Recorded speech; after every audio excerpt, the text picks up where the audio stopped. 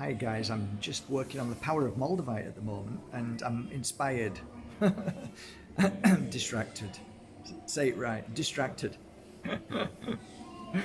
Oh, distracted, yes, by the comments that keep popping up in my emails and inbox messages.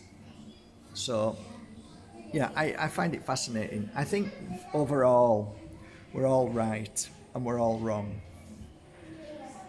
along this journey of life. And I think what we know as an individual is probably one grain of sand in the whole of the beaches of the world to understanding energy and how it works. Of course, there are some people who spend their life working with energy, and these are the people that we should listen to because that's their expertise, that's their work, and that's their knowledge, experience. I don't really have time for people who digest books and then regurgitate them to me. I have no time for that. And it's very easy to see those people who send me inbox messages. They have no clue to energy. They just regurgitate information of somebody else and really believe what they're saying, but they have no clue.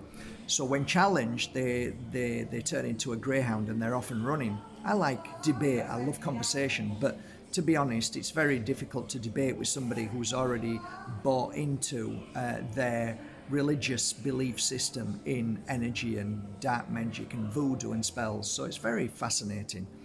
For me, I've spent a whole 2 decades of learning. I say that a lot, but it's true. I've spent, without me saying that, who are you?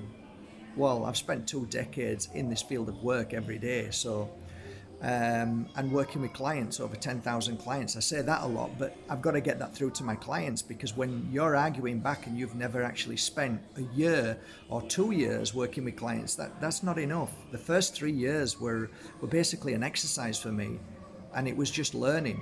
You need to spend a minimum of 10 years to really truly grasp even a fraction of what we're talking about today, which is energy. And I'd really like to talk and dispel this notion of power of energy. And that is, when a client comes to me broken, my work was, and there is truth in this. Somebody mentioned, well, I'm a healer and I'm clearing out energy. Of course you are, because that's what we do when we hug somebody. You're no different from anybody else. When we hug somebody or lay our hands on somebody, there's a natural process called a natural healing process, and that is that if you are stronger than the person that is upset, then your energy instantly heals somebody else. That's why you feel heavy and knackered at the end of it. But if you're a healer and you know about this, then you learn to cleanse and clear energy, which is a deposit that is lingering in the air. That's why it's good to have windows. You let the energy out and go. So heavy energy can be anything, but predominantly energy in the body when it's physical. So you could have illness, you could have emotional trauma. All of that is a creation of an experience. A trauma is an experience, basically, and it's an experience that is burnt into the energy, into the bones, into the fibre, into the cells of who you are. So it becomes kind of like a memory stuck somewhere, and if you can't clear that memory out, then it'll manifest into physical damage and mental damage and emotional damage and spiritual damage. Quite simple, really. We all go through it. That's why when my mum died of stomach cancer, she died because of an abusive father, and she was petrified of what abusive husband, my father, who was petrified of his actions every day. So she was on edge every day. Those experiences turn into a physical that manifest into cancers, or can manifest into anything. Not always positive, guys, but that's the experience of life. When somebody comes to us because they're drained, they're exhausted, as a businessman, we give them energy because, like I said, we're a natural healer. We're all radiators and drains. So as a healer, we learn to channel that energy instead of giving the energy that is within us. So instead of giving our battery life to somebody, we channel the battery life from around us and giving it to the client so we're not exhausted. That's why I teach how to retrieve, how to channel that energy, how to accept that energy into your life force and to let it flow through you without becoming personal towards your client. Because as soon as you become personal, as soon as you start feeling an attraction to help and give, then you give your own energy life. That's why you become exhausted. But that's just one thing. When you talk about being a healer and that you clear people's negative energy, no, what you're saying is that you can feel negative energy and that you receive an energy that clears that energy. It's basically, the universe is very clever. It knows how to heal clients. And when anybody says to me, "Oh, Mark, you've healed me," I said, "No, you healed yourself." Because there are definitely times that you can give a healing session to somebody, and one of the things that most healers will get this, I'm sure you will, but the hardest person to heal is the one with the one who lives in the mind. So you've got a businessman, a psychologist, a scientist, somebody who has worked in corporation. They're in the mind, and that is an energy that actually can block healing from their body, because they refuse to accept energy, because they're in control almost. My life is to control everything, to control everybody, and I must be the fixer of life. So that's sometimes a difficult one, but for me, I got used to that, and it was like boring. The word bore to me is like boring through a mountain to create a tunnel.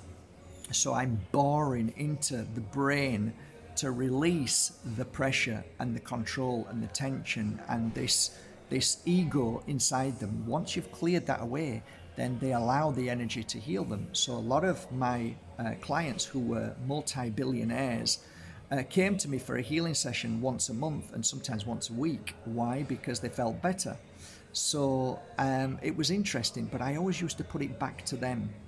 Because a healer should never, a good healer will never say, "I did that," because that's just stealing their power. A good healer will always turn it back round to them because they know the truth. A good healer, a true healer, knows that you never did anything, that actually you did it. If you feel better, you did it because you wanted to feel better, you wanted to heal.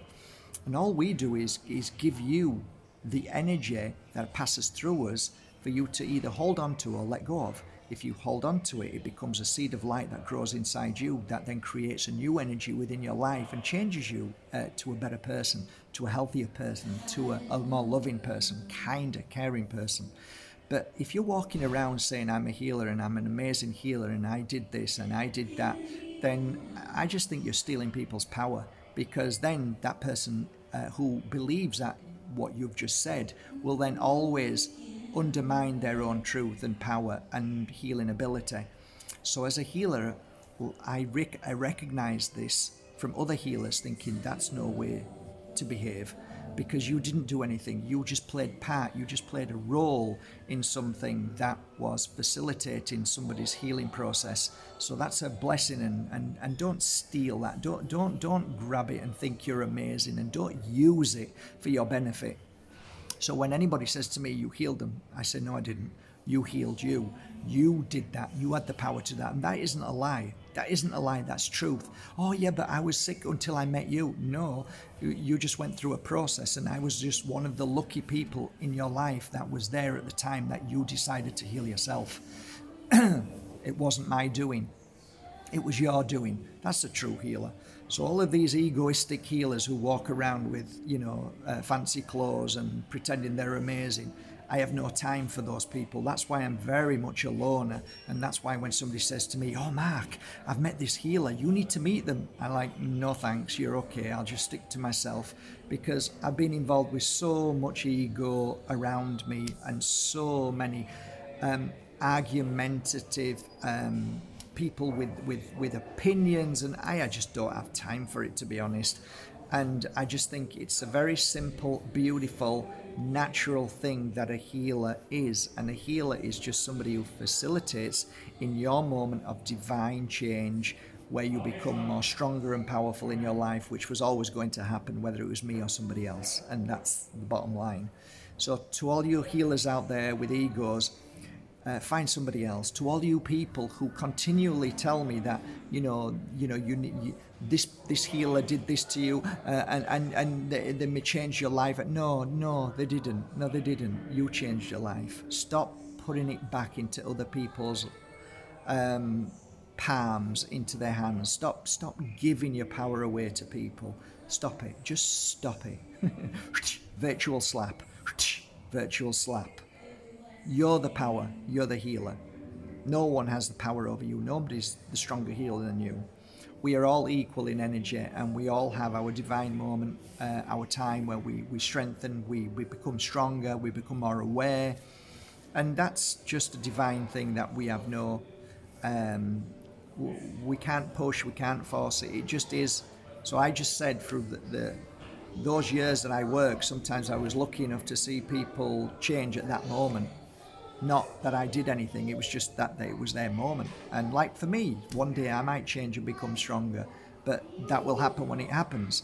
And if I go for a healing session, it doesn't mean that I'm going to be healed. It just means that I go to that person, go to this person, that person. Eventually, the energy within me will change with the path that the journey that I'm on. And like I always say, you can only help heal somebody as far as their healing path allows. So that's another subject, but we could keep going down and down and deeper and deeper. And the problem with YouTube and the problem with me talking is that I can't hit all the subjects that you're all thinking about right now, and you're all probably saying you've got your own question to ask, and well, what about this and what about that? It's so difficult when I'm not able to communicate one-to-one, so we can discuss it. So the snippets of information I give over these few years are all part of many different conversations. But please don't tarnish me with one conversation. Please don't do that. It really is shallow, and it really is narrow-minded. There's so many aspects of every conversation that we have, and we can go down so many subjects. And you are right, and I'm right, and you're wrong, and so am I. So it's just the way it is, but we have our experience. I'm not telling you that what you're saying is right or wrong. I'm just telling you my experience, what I think is right and wrong. But that experience may change in 10 years. Was I right now, or was I right then, or was I wrong now and right then, or who cares? I guess if you get something from this, that's all that matters. And I'll continue speaking my truth and my experience, and that's it. Have a great day.